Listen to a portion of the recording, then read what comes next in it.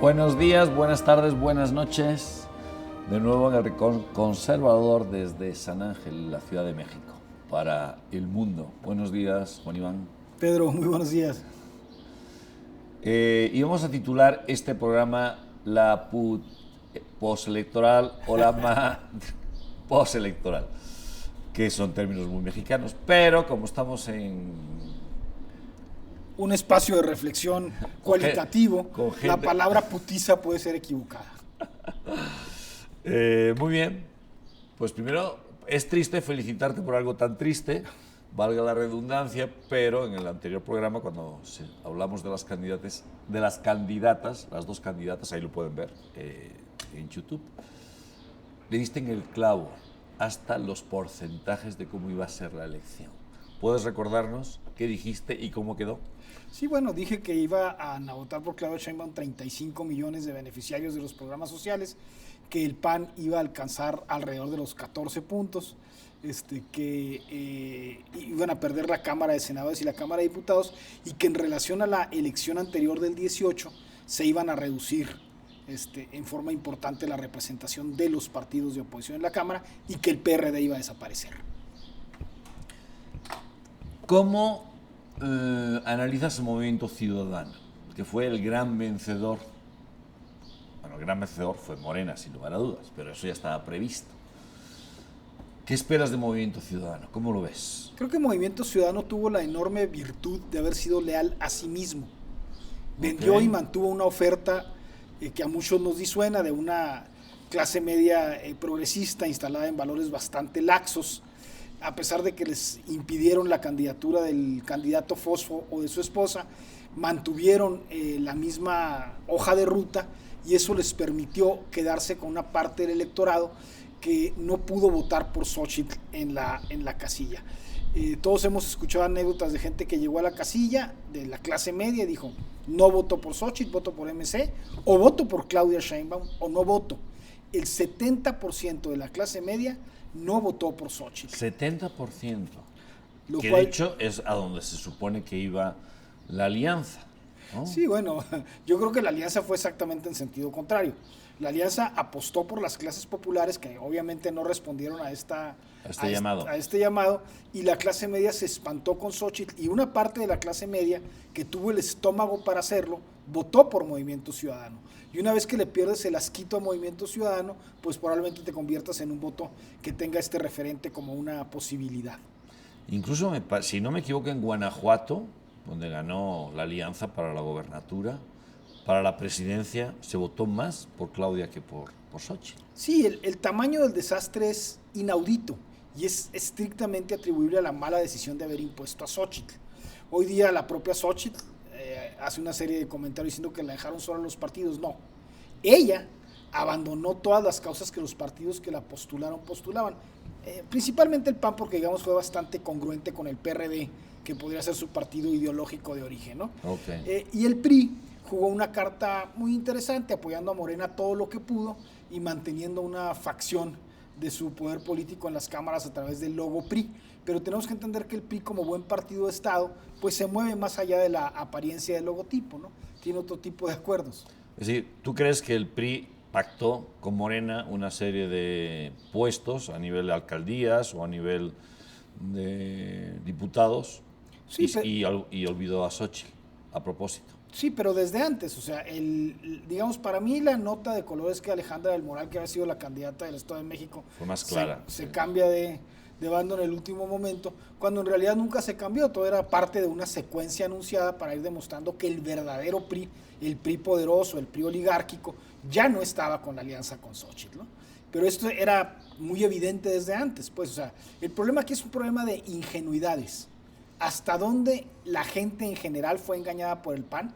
¿Hasta dónde Xóchitl se presta a una maniobra que ella sabe que no va a ser exitosa? Y hasta dónde hoy, que estamos a 10 días después de las elecciones, la gente ha cobrado conciencia no solo del tamaño del desastre de los partidos, sino de lo calculado de este desastre, Pedro. Ok, entonces, voy a insistir un poquito con Movimiento Ciudadano. ¿Cómo lo ves a futuro en este sexenio? Creo que Movimiento Ciudadano va a llegar a consolidarse francamente como la segunda fuerza electoral del país, va a alcanzar en términos relativamente cortos y rebasar al PAN, porque sus fortalezas en los estados naturalmente panistas son muchas. Si tú pones Jalisco y Nuevo León, te vas a dar cuenta que es un radar que antiguamente era panista y ahora fue tomado por Movimiento Ciudadano. Okay. Y la resistencia del Bajío que el PAN todavía tiene empieza a diluirse de manera muy importante. Entonces, las vertientes de clase media se están transfiriendo masivamente a Movimiento Ciudadano porque es un partido que representa mejor las características que los clasemedieros mexicanos están buscando hoy día. Sí, el caso de Samuel, sí, exactamente, Alfaro, mismo Mike, que está raro, Maínez, perdón. Pero sí, el gobernador de Jalisco es un clasemediero típico del Bajío. Exactamente, eso exactamente. Clase media, media alta, bastante progre en el tema social y atrae a ese sector. Sí, ¿no? Gente que no tiene principios sólidos, que se opone a la oposición al gobierno por cuestiones periféricas y que está dispuesto a pactar con el régimen, que es lo que la clase media mexicana quiere. Que no haya rupturismo y que el país pueda continuar en un escenario de estabilidad. Y que el dinero siga fluyendo. Bueno, el PRD obviamente ha desaparecido. Entonces, bueno, no creo que haya posibilidades de una renovación o de una lucha, pues porque la izquierda está ya copada por Morena y bien copada y bien amarrada y bien maiceada. Entonces no vemos posibilidades de que haya una renovación de ese partido. El PRI. ¿Qué le ves al PRI? ¿Qué futuro? ¿Mantenerse? El PRI está en Morena y va a mantener un 12 o 15% fuera de Morena para jugar al equilibrio electoral y político y tratar de engañar a quien se deje, haciendo alianzas de supuesta oposición, haciendo el trabajo político para Morena. Es decir, ¿el PRI quedó como una especie de partido verde? El PRI quedó como una especie de partido verde, sí, como un antiguo partido del Frente Cardenista de Reconstrucción Nacional que fingía ser de una causa y trabajaba para el sistema. Exactamente, ¿no? O sea, es un anexo de Morena. Bueno, entonces aunque después vamos a hablar ya con personas que han liderado parte del PAN y tocaremos más a fondo el PAN, pero bueno, en este caso el PAN, el grandísimo perdedor de estas elecciones. El PAN se suicidó y el suicidio implica la decisión de quitarte la vida.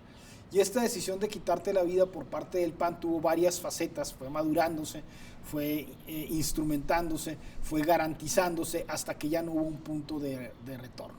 Y hoy día, el PAN, teniendo toda la información que poseemos todos y que nosotros advertimos, está tratando de decir que va a resucitar, pero necesitan a Jesucristo con Lázaro, porque ya atacaron la parte medular de su militancia, atacaron la parte de la confianza de la ciudadanía que los había seguido por muchísimo tiempo y que veía en el PAN una alternativa para oponerse a un régimen de izquierda.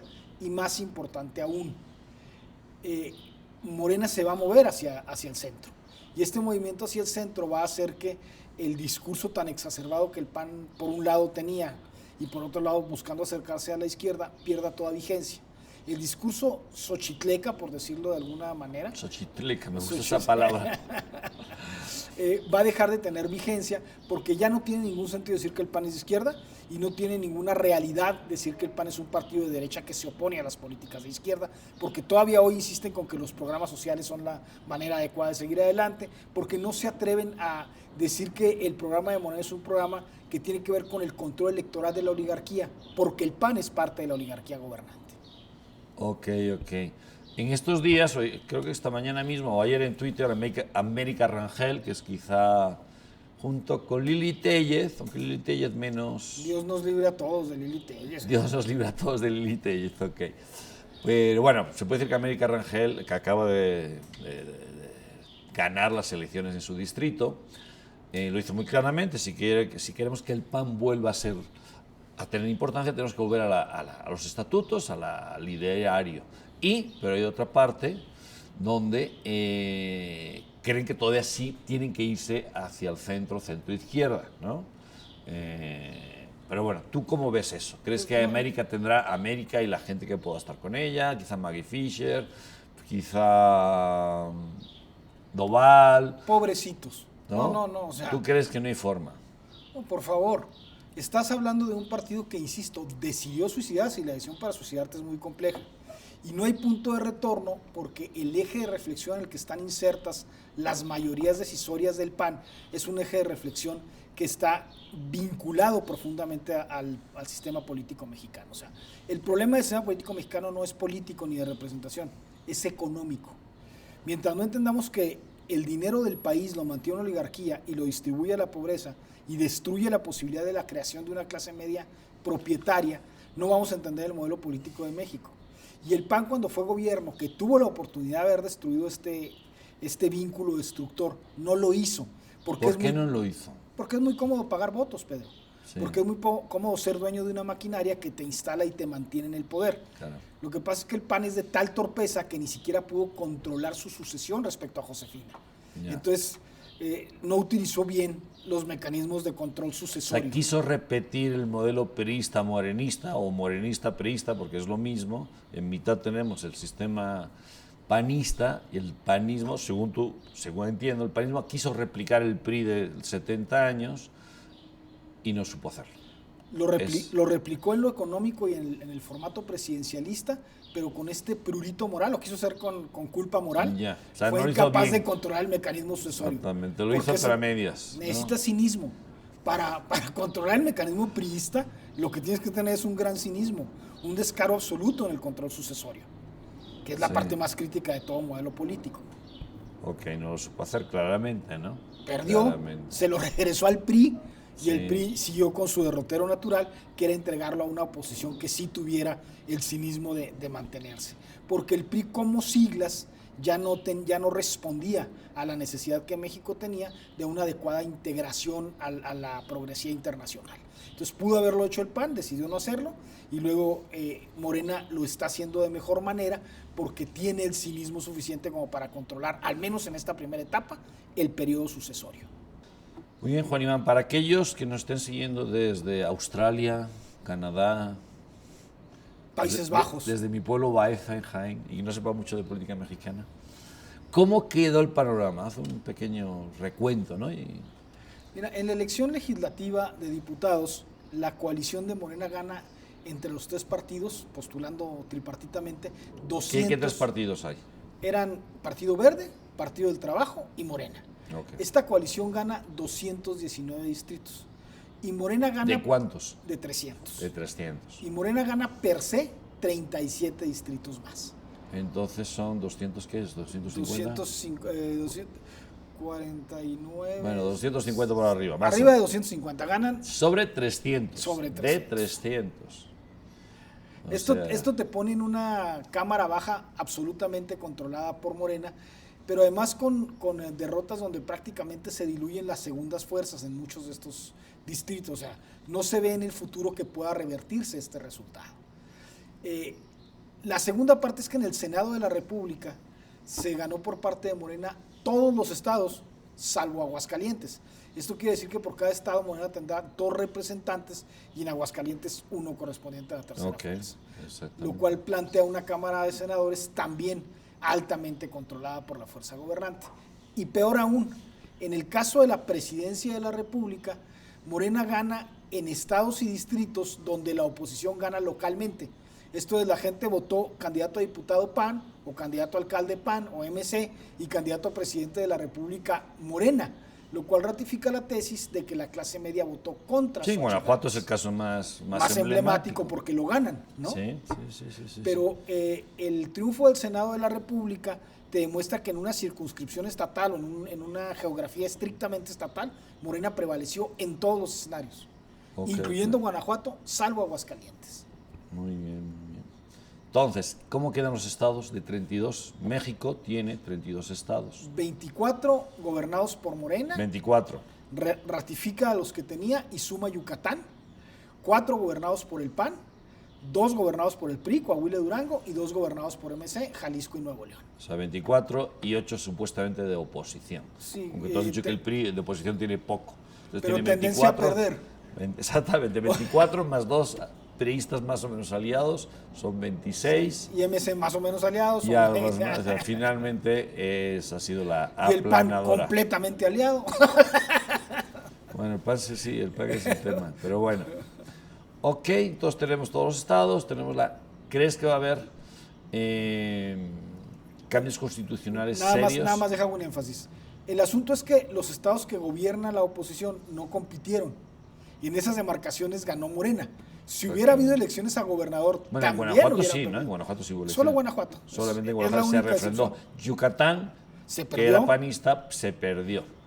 Y Aguascalientes fue el único en que la presidencia de la República fue ganada por el PAN, a diferencia de Guanajuato, donde gana la gubernatura y pierden la presidencia. Ahí fue al de la revés. República. O sea, si hubieran sido elecciones a gobernador en todo el país, Morena gobernaría en 31 estados. Ok. Qué terrible, caray, qué terrible. Muy bien. Y, ¿qué va a pasar con Marco Cortés? ¿Qué va a pasar con la dirigencia? ¿Qué va a pasar con el SEM? Nada. Porque si no estoy mal informado, la renovación toca ahora, la renovación de los cuadros, ¿no? Panistas. La pregunta es, ¿qué va a pasar con el PAN y luego con su dirigencia? Digamos, con el PAN no va a pasar nada, se redujo a su piso histórico y ahí se va a quedar un buen rato. El PAN no va a tener capacidad de ser competitivo en 27 porque hay dos discursos que se están confrontando. 27 que son las intermedias. Son las intermedias. El primer discurso que dice que la tendencia hacia la izquierda es la correcta y el segundo discurso de reivindicación de los valores Tradicionales. más hacia la derecha. Ninguno de los dos discursos va a prevalecer porque el PAN es una herramienta electoral en decadencia. Y como todo partido mexicano, con una enorme carga económica que ahora no va a haber forma de soportar, porque tú redujiste tu participación económica de dinero federal de manera dramática. Entonces el PAN va a ser un partido muy chico, con muy poco dinero, sin estos aparatos burocráticos, y los burócratas del PAN, más allá de ideologías, van a buscar chamba en la izquierda o van a buscar chamba en quien pueda proveérselas, por lo que la estructura burocrática o la superestructura que mantenía vigente al PAN en términos orgánicos se va a diluir en forma casi completa. Con la dirigencia va a ser sustituido seguramente Marco Cortés, probablemente muy ¿Viste probablemente. el desplegado, el movimiento de los gobernadores, exgobernadores panistas? Sí lo vi y creo que no va a servir de nada, que va a quedar Jorge Romero, que es, digamos, la lógica sucesoria de Marco Cortés para seguir administrando este cadáver político llamado Acción Nacional. Ok. Claudia, Morena, Ese es el gran tema. ¿estás preocupado? No. Mira, Claudia Sheinbaum, como lo anticipamos también en este espacio, va a mantener una línea de corrección política en el tema financiero, se va a deslindar de muchas políticas de Andrés Manuel, como dijimos que lo iba a hacer, ya lo está haciendo, va a correrse de forma dramática hacia el centro y va a tomar control de los temas de la agenda que a ella le preocupan y pueda resolver, porque como buena científica no va a tratar de abarcar espectros en los que no tenga fortalezas, y su gran debilidad es ¿En la cuáles seguridad. concretamente? La seguridad pública. La seguridad pública está prácticamente en manos de Dios, porque México no tiene capacidad de hacer frente al narcotráfico. Uno pudiera pensar que si está en manos de Dios está en muy buenas manos, pero en el contexto en que lo dices, esa expresión suena muy fea, caray, como diciendo, más bien parece que está en manos del diablo, ¿no? Más bien que en manos del diablo, más que en manos de Dios. El changarro no está siendo atendido por nadie ni va a ser atendido por nadie. Bueno, sí está atendido por alguien, por el crimen organizado. Bueno, no, Y bien atendido. pero digamos que es y la bien parte atendido. de la inseguridad pública. O sea, digamos, la obligación del Estado de proveer a los ciudadanos la garantía de su vida y bienes no puede ser cumplida por el Estado morenista. Y este Estado morenista, tan fuerte en otras lógicas, no solamente es débil, sino expuestamente débil frente al gran auditor que es los Estados Unidos. Los Estados Unidos ha traído a valor presente el tema del fentanilo y el tema de los cárteles. Hay una corriente cada vez mayor al interior del Congreso norteamericano que quiere declarar a los cárteles terroristas. Y aunque esto no sucediera en el corto plazo, ese solo incremento de la presión y el incremento del discurso aparejado con la narcocultura en México va a hacer que México entre en una etapa de crisis que tendrá que resolverse por una vía poco elegante para mexicanos y norteamericanos. Qué bueno, vamos a dejar un poco el tema del narco, porque se merecerá un tema, un programa entero, dos o 5 programas enteros con especialistas. Pero, ok, quitemos este tema que sí es fundamental. O sea, ¿cómo ves? Es decir, una de las primeras reuniones, si no la primera, de la doctora Claudia Sheinbaum fue con el presidente, director o CEO de BlackRock, ¿no? Esa enorme, el mayor fondo de inversión del mundo. No sé si son 10 billones, ya uno se pierde con la cantidad. Bueno, o sea, BlackRock mueve más dinero que los 4, si no me equivoco, que los 4 países más ricos del mundo. De ese tamaño es su cartera, ¿no? Eso a ti te genera tranquilidad, los mercados van a seguir, los grandes capitalistas van a invertir, te genera estrés, porque en mi grupo, mi entorno social, que en la inmensa mayoría son muy antimorenistas, están preocupadísimos, que hemos llegado a la dictadura y que va a instalar el comunismo y que vamos a ser Venezuela y que vamos a estar como en Cuba, ¿no? Con chancletas y shorts porque no nos da para más, ¿no? Y la ración de pollo y arroz es semanal, ¿no? ¿Qué piensas? Que el intercambio comercial entre México y Estados Unidos es el más grande en la historia del mundo. Okay. Vale 700,000 millones de dólares. Digamos que podríamos comprar con ese intercambio 40 veces Cuba, ¿no? Okay. Quien diga esas cosas es porque no tiene idea del intercambio comercial volumétrico de los Estados Unidos y México, que solamente irá en incremento. Entonces, México puede comportarse mal en lo político y como el adolescente que es subsidiado por el padre puede reprobar en la escuela, pero seguirá siendo subsidiado. Okay. Este intercambio comercial tiene razones estructurales que no obedecen a razones de política. Cuando a veces lees a los genios de Twitter que dicen, no, si nos cierran la llave se acabó. El problema es que estructuralmente no puedes cerrar la llave porque hay una codependencia económica insalvable. México es el primer socio comercial de Estados Unidos. Digamos que dejaron de serlo Alemania e Inglaterra para México convertirse en él. Entonces, en ese sentido, y además me parece muy inteligente por parte de ambos países que se esté construyendo esta ambivalencia económica, porque la cercanía, la lógica, las capacidades instaladas, pues lo llevan a esto. Y además, con la repercusión de un trato político complejo en Europa, de una China beligerante y creciente en Asia, pues naturalmente si puedes sostenerte de lo más cercano, lo vas a hacer. Entonces, ¿qué implicación política hay para un régimen mexicano, abro y cierro comillas, de izquierda?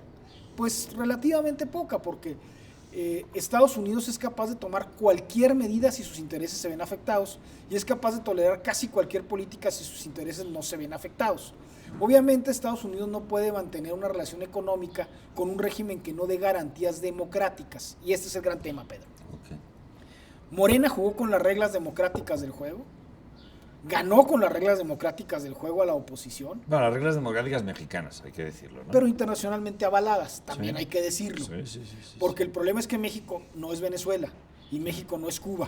Sí. México es una democracia madura que ha invertido miles de millones en sofisticados sistemas electorales reconocidos en todo el mundo. El problema de México no es electoral ni político, es económico. No hay una clase media que decida por sí misma. El régimen que sea tiene capacidad de comprar muchos votos y además estás en una economía todavía más... ¿Cuántos crees que puede comprar? ¿Los 35 millones de Claudia? Los que dijimos. El régimen tiene 35 millones de votos en el bolsillo. Comprados. Pues en el bolsillo, controlados. Sí, comprados, convencidos, una parte obviamente. Todos están convencidos porque quien acepta el pago está convencido. Y bueno, además, ya, pero es distinto estar convencido porque tienes posibilidades económicas y votas a quien tú quieres, no dependes de aquellos que estén o no convencidos. Si recibes 3, 6, 8, 10 mil pesos mensuales, pues les vas a votar. Yo haría lo mismo, bueno, casi lo mismo, ¿no? Yo creo que cobraría y no les votaría, pero bueno. Pero esa cantidad de gente es poca, creo yo, porcentualmente. Aquellos que votamos porque consideremos que es la mejor opción. Según tú dices, casi esos 35 millones además, son comprados. ¿Quién vota contra la nómina, Pedro? Pues sí, nadie. Bueno, casi nadie. Obviamente Andrés Manuel incrementó el ingreso de ese decil de la población, ¿no? Y en lugar de repartirlo entre liderazgos, lo dio directamente a la gente. Y esto tiene una parte positiva en la economía. A ver, explica eso, porque eso fíjate que la gente no acaba de entenderlo, ¿verdad? O sea, Andrés Manuel repartió mejor el dinero que antiguamente PRI, incluso PAN, usaban para comprar votos. ¿Eso es lo que estás diciendo? Es correcto. El PRI y el PAN usaban gran parte de ese dinero para comprar liderazgos y en segundo lugar votos. Compraban el dinero a las organizaciones en manera muy importante. Sindicatos. Le dieron 7,000 millones de pesos en 35 años a los jóvenes, cuando Andrés Manuel en un solo sexenio les dio 40,000 millones.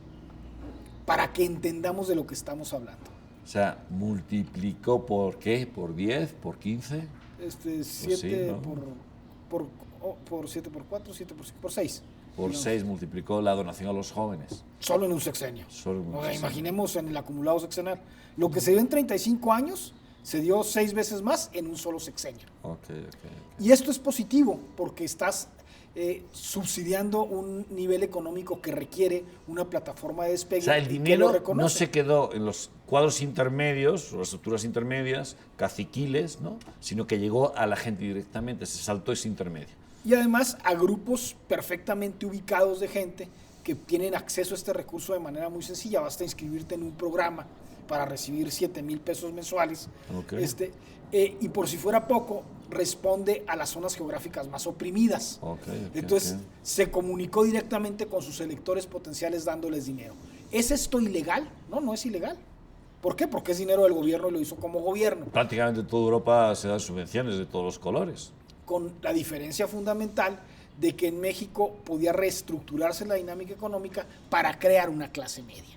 Y lo que se está haciendo es incrementando la base de pobres para garantizar este modelo. O sea, ¿tú crees que ese dinero que está dando, esos 3,000 pesos para que el niño vaya a la escuela, ese 2,500, 3,000... 12 para el viejito. El viejito, que los jóvenes se inscriban en un curso de formación y demás, no va a generar ese salto de clase pobre o media baja a clase media? ¿Tú crees que eso no está sirviendo? No. Y posiblemente ni se quiera.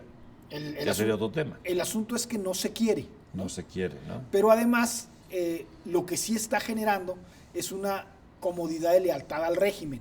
Okay. Entonces aquí el tema, tú dices, es un dinero que va al consumo, no a la formación, ni al ahorro, ni a la generación de propiedades, una pequeña propiedad, una casita de 300,000 pesos, 400,000 pesos. Va a bienes suntuarios y no genera riqueza. Okay. Entonces, ¿cómo genera riqueza en una sociedad? La genera solamente mediante el crédito al desarrollo, a la iniciativa de los mexicanos. Y en México no hay un sistema de crédito. Compras una casita de 400,000 pesos y te subvenciono y bien, ¿no? Con créditos súper blandos o casi cero.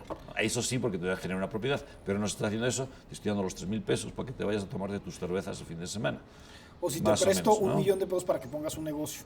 O 2 millones de pesos para un negocio que tenga lógica. Eso sería lo más lógico. Eso detonaría un mecanismo de clase media que permitiría la creación de empleo privado, sí, el ingreso y la sofisticación de la mecánica económica y el ahorro interno y la distribución adecuada del ingreso. Sin embargo, tienes el subsidio de las remesas, que ahora que el dólar está subiendo mejor, ¿no? Tú recibes más dinero en México, sí, claro. Y estás atacando al decil más bajo de la población. Tienes la enorme gama de subsidios de Morena y tienes además la economía del narco, que también beneficia a estas zonas del país.